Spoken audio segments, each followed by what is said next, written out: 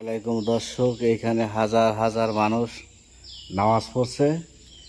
আজ সেইখানে কি অবস্থা, আল্লাহর ঘর মসজিদ, মানুষ না থাকলে কি হবে এই দুনিয়ার উপর, খালি আল্লাহর নামটাই থেকে গেছে। দেখেন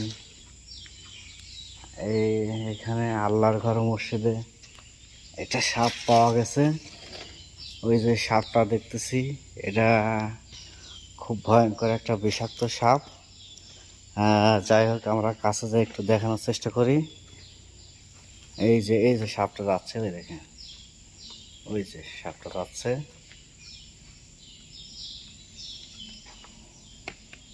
সাপটা মসজিদটার মধ্যে আছে।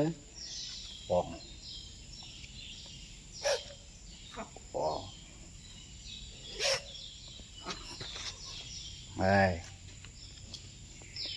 যাই হোক, মসজিদের ভিতরে আছে সাপটা, আমরা মারবো না। সাপটার রিয়াকশনটা দেখেন, অনেকটাই অদ্ভুত। এই যে সাপ দেখছেন, এই যে ওয়াও, সাপের এত রিয়াকশন, ফোঁস ফোঁস করতেছে। ওয়াও ওয়াও,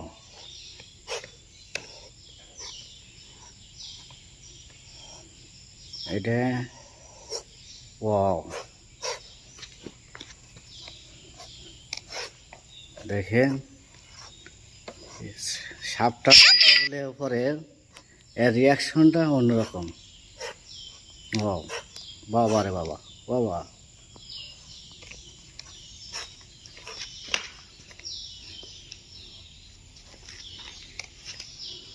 এটা একটা কালনাগিনী সাপ, আপনারা দেখতে পাচ্ছেন।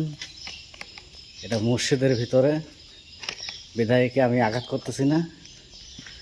এই যে যাচ্ছে সাপ।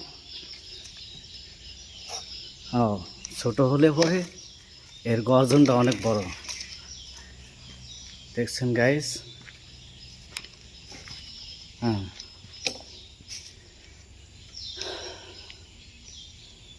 যাই হোক, এই হলো আমাদের ফরেস্ট সিটি। আগে এখানে অনেক লোক কাজ কাম করছে, এখানে নামাজ কালাম পড়ছে। আমি নিজেও এখানে ছিলাম।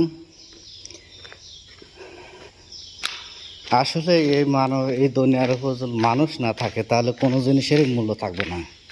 দেখেন এখানে অনেক মানুষ নামাজ কালাম করছে, আজ মানুষ নাই, তার কি অবস্থা দেখেন। সবসময় এখানে লোক পাওয়া গেছে নামাজ কালাম করার জন্য, আজ মানুষ নেই, তার অবস্থাটা কি। তা আসলে মানুষ ছাড়া এই দুনিয়াটাই মূল্যহীন।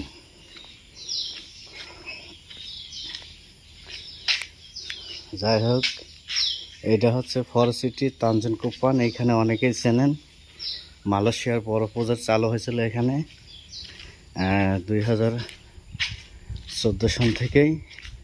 এখানে অনেক লোক কাজ করছে, নামাজ কালাম পড়ছে এখানে। তো দেখছেন গাইস, এখানে কি অবস্থা, হাজার হাজার মানুষ এখানে নামাজ কালাম পড়ছে।